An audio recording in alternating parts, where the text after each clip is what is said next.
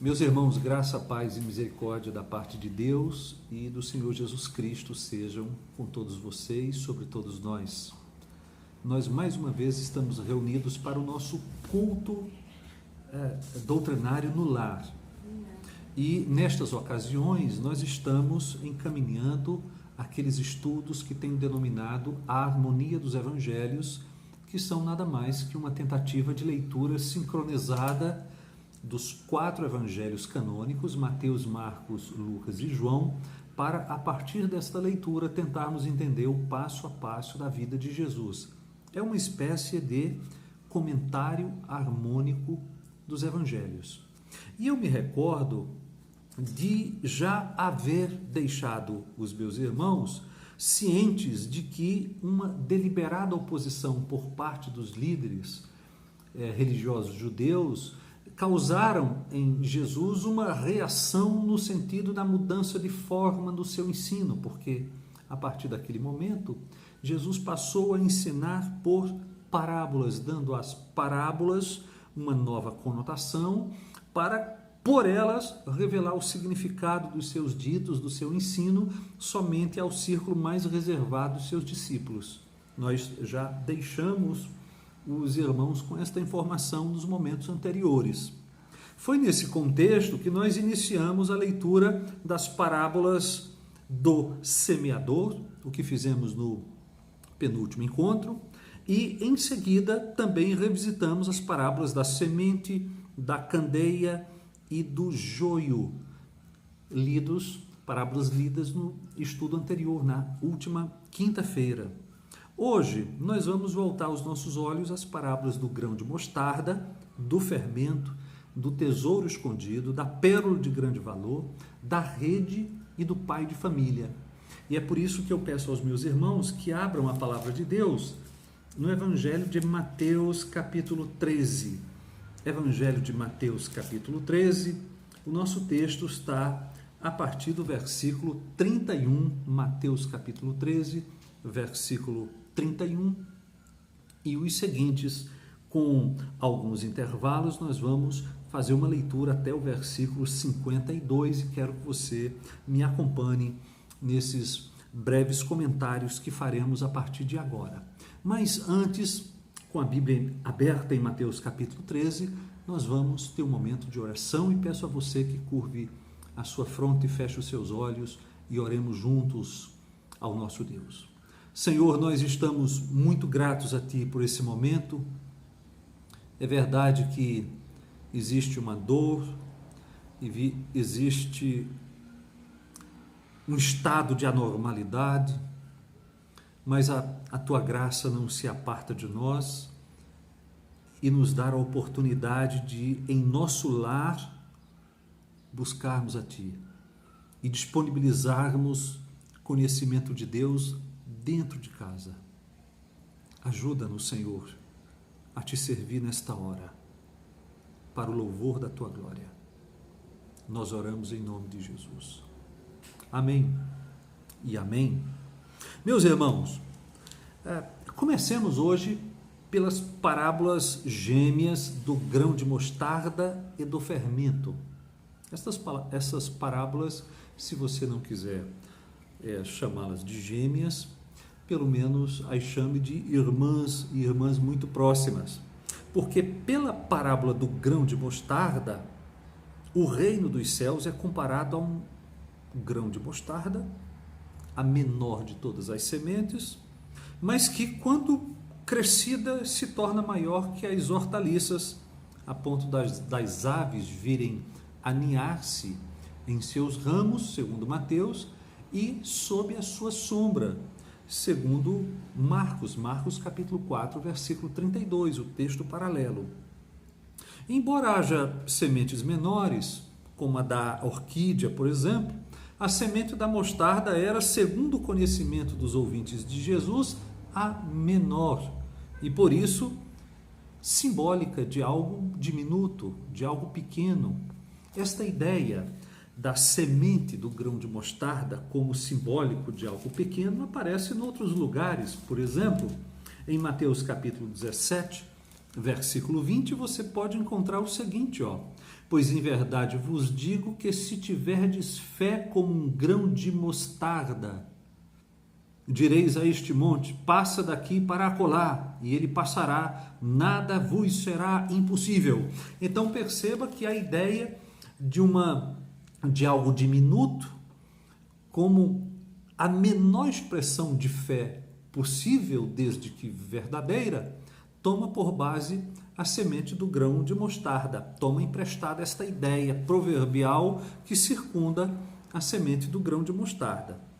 Note aqui, por outro lado, volte comigo para a parábola do grão de mostarda, que nada obstante a pequeneza da semente, o arbusto dessa planta poderia alcançar até mais de 3 metros de altura, razão porque a mostarda é uma imagem adequada para algo que tem início insignificante, mas que cresce gradativamente para se tornar-se algo abrangente, não é?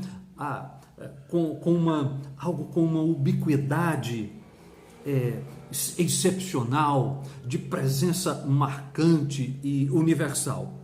É exatamente assim que Jesus quer ensinar. É o reino de Deus.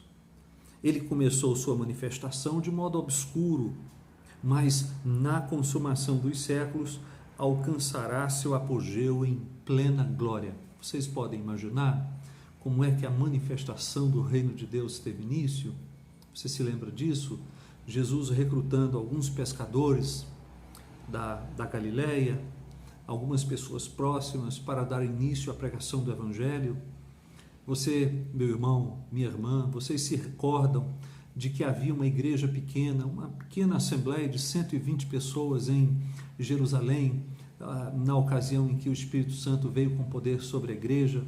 Então, note como o início insignificante, sem qualquer perspectiva a priorística, pode de repente se tornar, como de fato acontecerá, algo pleno na consumação dos séculos. A parábola do fermento, Mateus capítulo 13, versículo 33, exclusiva desse evangelista, não é? Como as seguintes, como as parábolas que ainda leremos hoje, corrobora a lição da parábola do grão de mostarda. Por isso que eu disse que estas parábolas são irmãs muito próximas. Ambas as parábolas tratam de coisas que começam aparentemente sem importância, cujo princípio não sugere aquilo que, enfim, se tornarão. Segundo a parábola do fermento, uma mulher pôs fermento em 3 medidas de farinha até ficar tudo levedado. É isso que nós encontramos aqui na parábola do fermento. O trabalho de uma mulher, uma camponesa, fazendo pão em casa, pega uma pequeníssima porção de fermento e o coloca numa massa de 3 medidas de farinha, até que tudo fica levedado. O fato notável aqui é que o fermento, ou levedo, fermentou uma massa de trigo suficiente para fazer pães que alimentavam mais de 100 pessoas. Tem-se, portanto, uma imagem bastante adequada para o crescimento inesperado do reino de Deus. Mais uma vez, algo que começa de maneira insignificante e, de maneira inesperada, ocupa todos os espaços. Assim é o reino de Deus, segundo as palavras de Jesus por meio destas parábolas. As parábolas do grão de mostarda e do fermento ensinam, meus irmãos, que uma avaliação meramente humana não pode compreender como algo de começo tão inexpressivo há de atingir uma dimensão que ninguém será capaz de ignorar. Note isto. Ao mesmo tempo, também essas parábolas comunicam que existe um tempo de espera. Assim como não é de modo instantâneo que o grão de mostarda se torne um grande arbusto, também não é de modo instantâneo que o fermento leveda uma grande quantidade de massa. Do mesmo modo, o reino de Deus tem o seu próprio tempo para, enfim, planificar-se. Veja, embora o processo pareça demorado e se exija bastante paciência, o certo é que nada pode impedir o crescimento do reino de Deus, o avanço do reino de Deus até a sua consumação plena. E aqui nós temos o sentido de duas parábolas contadas por Jesus, as parábolas do grão de mostarda e do fermento. Basta você pensar na pequeneza inicial, naquele movimento insignificante de pessoas incultas, indoutas. E basta você verificar o que tem acontecido na história. Já nos primeiros séculos, o Império Romano ficou praticamente todo tomado pela fé cristã, a ponto de tornar-se cristão, confessionalmente cristão. Então, dá para nós termos ideia de que esse início insignificante alcançará a sua plenitude. Agora, isto exige paciência, porque, embora toda a massa venha a ser levedada pelo fermento, isto não acontece num instante, num piscar de olhos.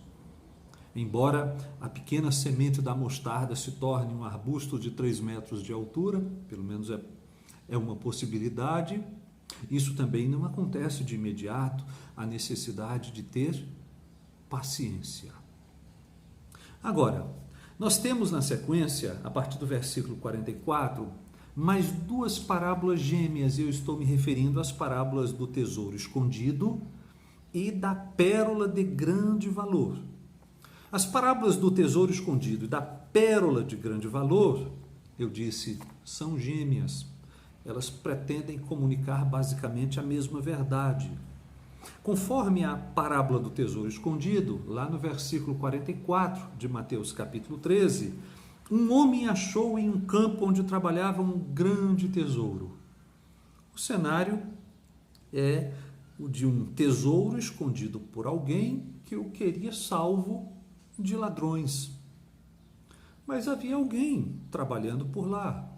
E este homem, este trabalhador, o achou e tão logo o achou, o escondeu, presumivelmente para que o tesouro não fosse reivindicado, não é?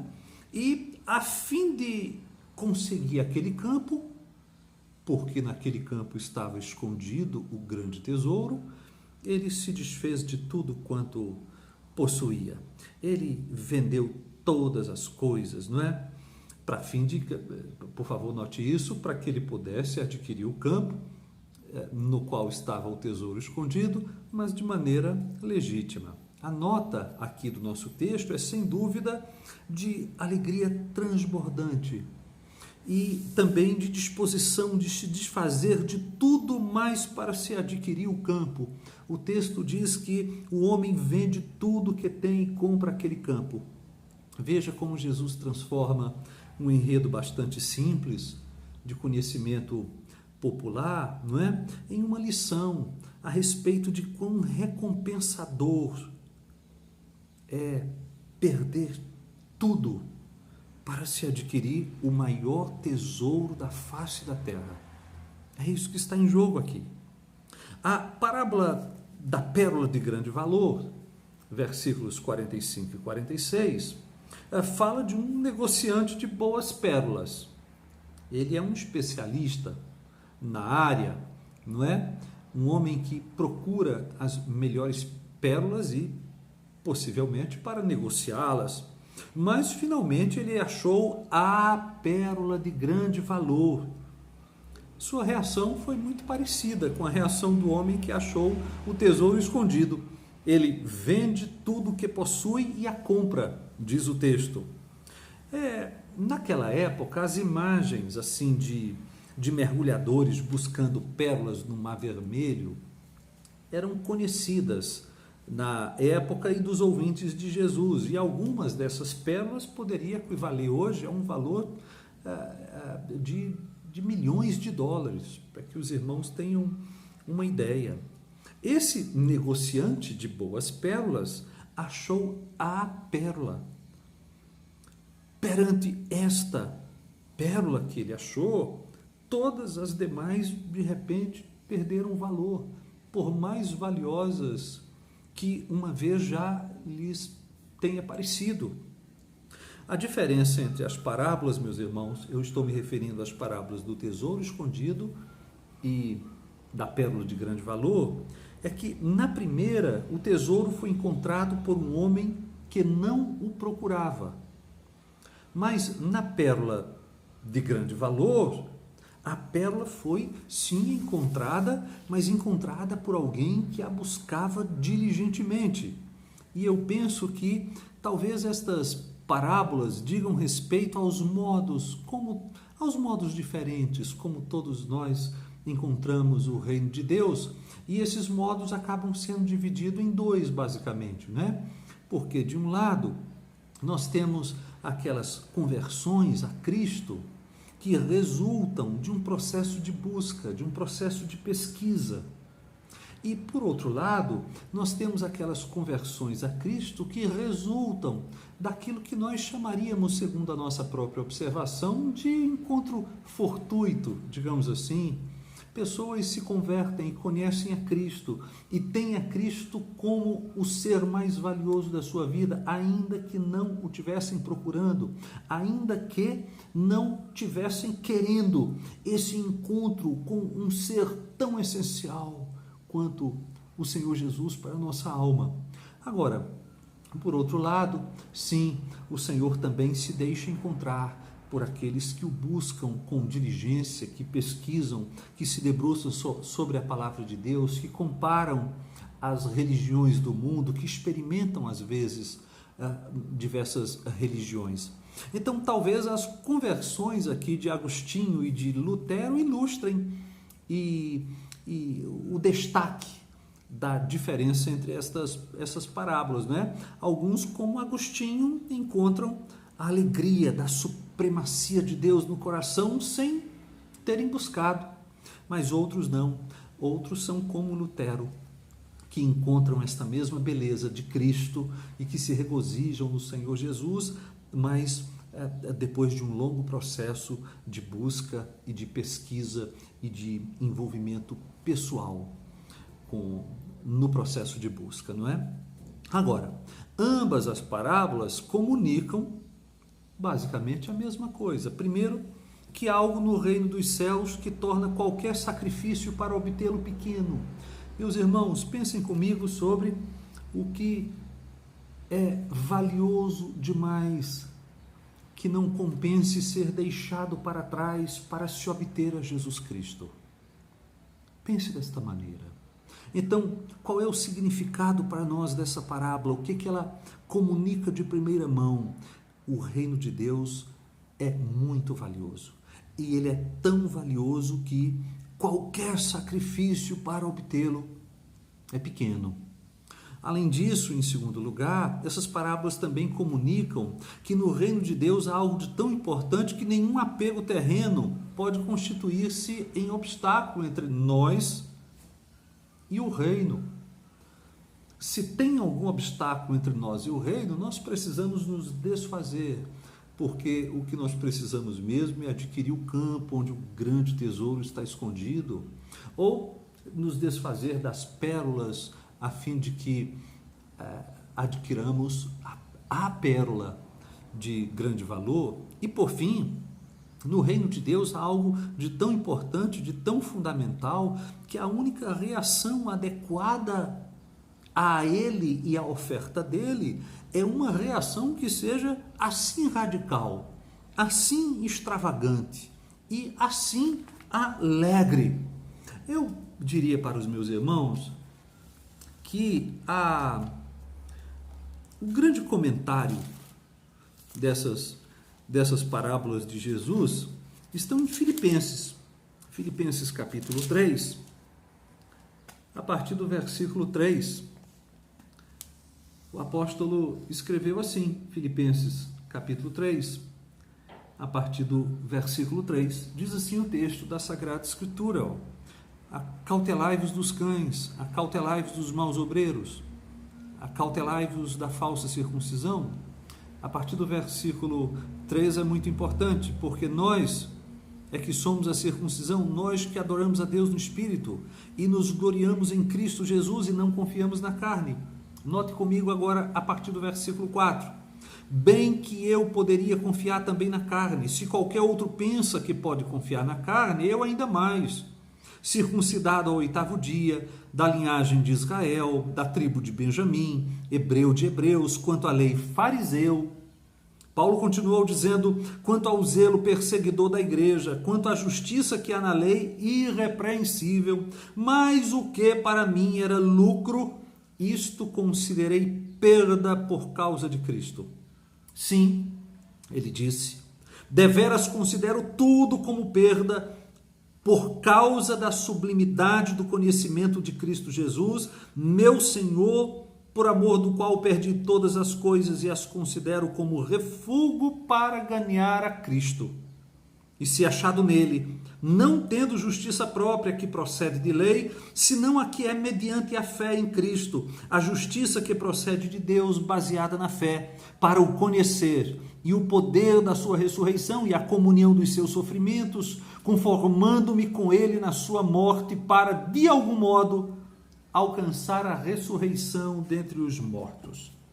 O que Paulo está dizendo ilustra, explica, comenta, e comenta maravilhosamente, explica maravilhosamente, ilustra belamente aquilo que é ensinado nas parábolas do tesouro escondido e da pérola de grande valor. Tudo mais perde o sentido se o que estiver diante dos nossos olhos for o reino de Deus e aquela esfera de comunicação, de relacionamento com Ele, na qual nós nos submetemos de maneira consciente à sua supremacia, à sua soberania, e o fazemos com alegria. Mas vamos em seguida, Mateus capítulo 13, vamos dar uma olhada na parábola da rede que está entre os versículos 47 e 50. Esta parábola, meus irmãos, fala sobre uma rede que é lançada no mar. Esta rede recolhe toda espécie de peixes, isso está no versículo 47 de Mateus 13, e quando ela já está cheia, ela é trazida à praia, para somente ali os pescadores separarem os peixes bons dos ruins. Versículo 48. A rede que se tem em vista era conhecidíssima dos ouvintes de Jesus, ela tinha uma fileira de boias na parte superior e na parte inferior pesos. E dessa maneira, quando ela era puxada, ela saía arrastando todos os peixes que encontrasse ali pela frente. Ela realmente arrastava toda espécie de peixes. A explicação desta parábola faz com que a parábola da rede seja muito próxima da parábola do joio. Vou explicar para vocês isto. Os peixes bons são os homens justos, segundo o versículo 49, né? Os peixes ruins são os homens maus. Lá na parábola do joio, o joio e o trigo são, respectivamente, os filhos do maligno e os filhos do reino. Versículo 38.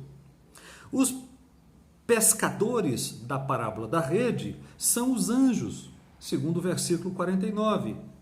Lá na parábola do joio, os anjos são os ceifeiros, versículo 39.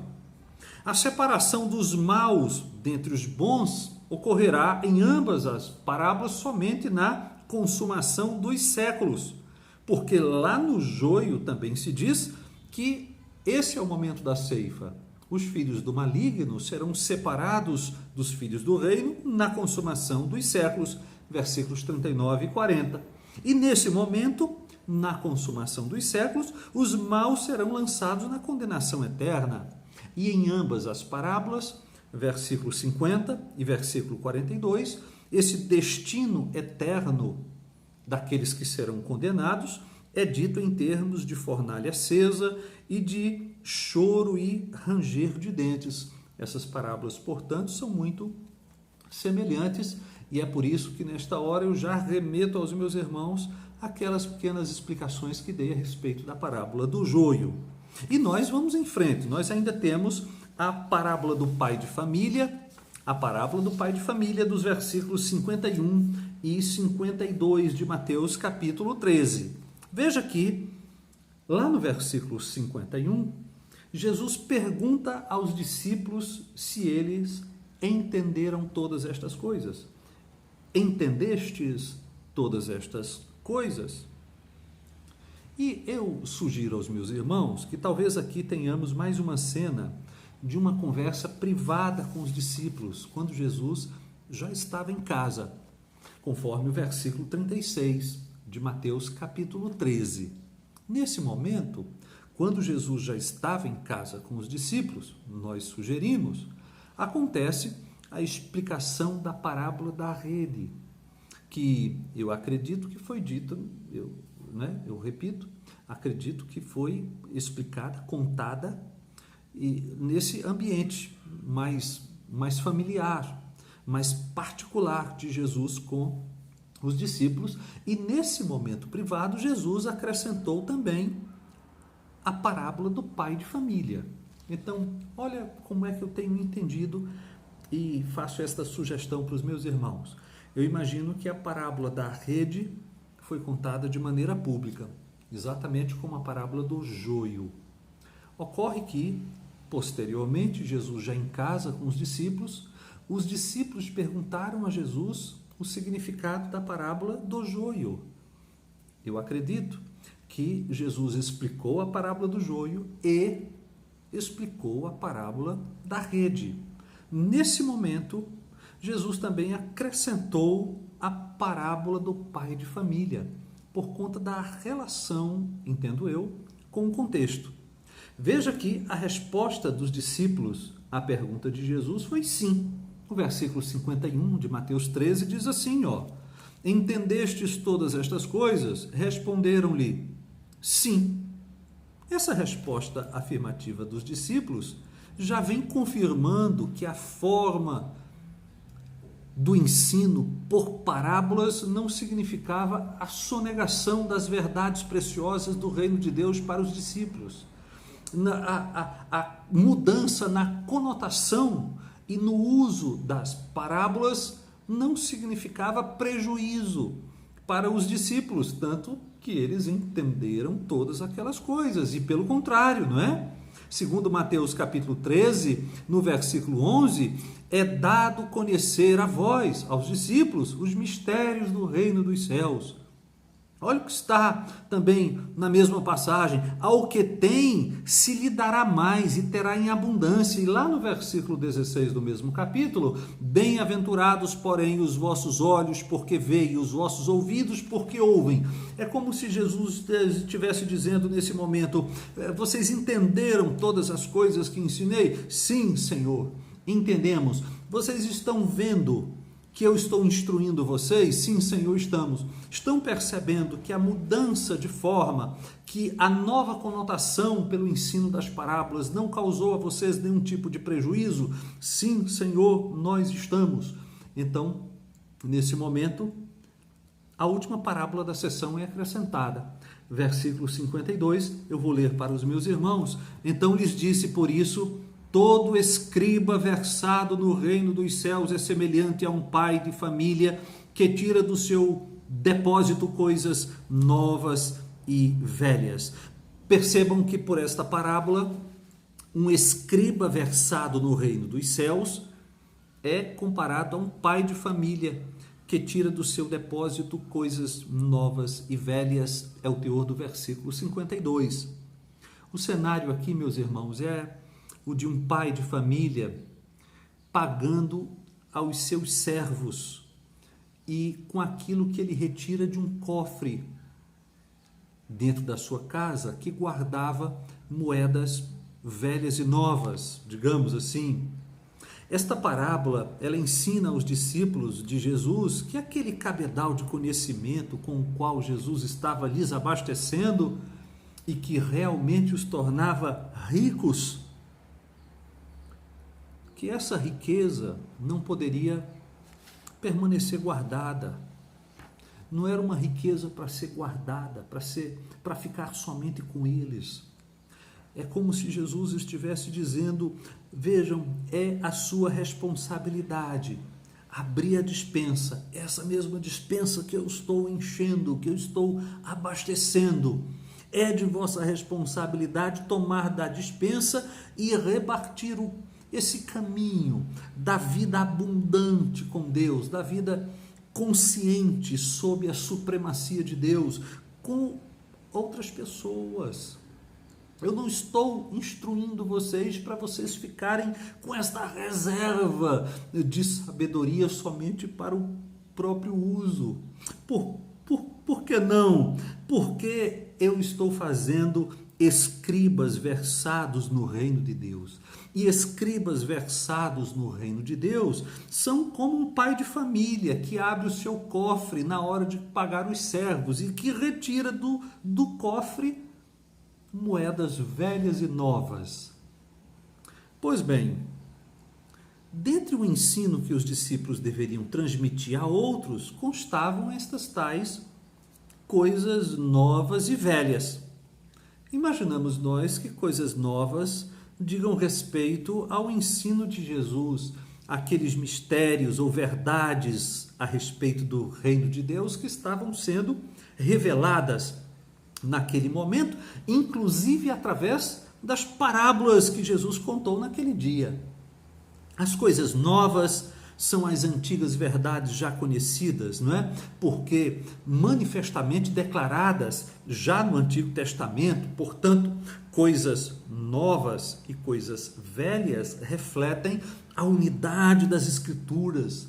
Coisas novas e coisas velhas refletem a complementaridade mútua entre as partes da Escritura. Coisas novas e coisas velhas também, meus irmãos, expressam a necessidade que nós temos de todas as partes da Escritura Sagrada. Vejam como um pai de família faz. Quando ele vai ao cofre, ele retira moedas velhas e novas, contanto que ele pague aos seus servos. Assim é o escriba versado no reino de Deus. Ele vai nas Escrituras em sua inteireza. Ele colhe verdades novas, mas também ele não despreza verdades antigas. E com isso, Jesus afirma que aquilo que ele ensina, coisas novas, está em harmonia com os fundamentos lançados na antiga dispensação, aquelas coisas velhas. Portanto, meus irmãos, não há nada na palavra de Deus, nem no Antigo, nem no Novo Testamento, que seja inútil, obsoleto, dispensável. Tanto é assim que nos é ordenado a falar tudo aquilo que o nosso Deus ordenou, tudo aquilo que Jesus ordenou, e tudo aquilo que Jesus ordenou não é outra coisa senão todo o conselho de Deus. E por isso fica aqui a nossa mensagem final, no sentido de que nós, eu e vocês, precisamos de toda a palavra de Deus. E aqui eu encerro a minha fala com os meus irmãos, mas ainda, por favor, me atente aqui para um pedido que quero fazer. Nós precisamos orar por nossas autoridades, pelos agentes políticos deste país. Nós estamos bastante cansados de informações desencontradas, de entrechoques, de interesses políticos que estão nos deixando numa situação de mais instabilidade ainda. Não bastasse a pandemia Covid-19, nós ainda temos que conviver com a pandemia de estupidez e de egoísmo da classe política brasileira. E nós precisamos orar por isso. Eu digo estupidez e digo egoísmo porque ou os nossos políticos são muito estúpidos, incapazes de, mesmo num tempo como o nosso, sentar para entender que esse é um momento de unidade em benefício da população, ou então eles são muito egoístas a ponto de não poderem se desfazer de nenhum interesse pessoal para beneficiar o grande tecido do brasileiro. Ou talvez eles sejam estúpidos e também egoístas. E nós precisamos orar. Eu disse para os meus irmãos hoje mesmo no áudio pela manhã que nós estamos sentindo o peso da palavra de Deus, sentindo a relevância de tudo aquilo que se diz na palavra de Deus. Se talvez você nunca atentou para aquela orientação do apóstolo, quando ele nos mandou orar pelas autoridades, você agora está vendo a importância disso, não é? Porque foi exatamente isso que Paulo disse. Ele disse que nós devemos fazer súplicas, orações, intercessões, ações de graças por todos os homens, inclusive por aqueles que se acham investidos de autoridade.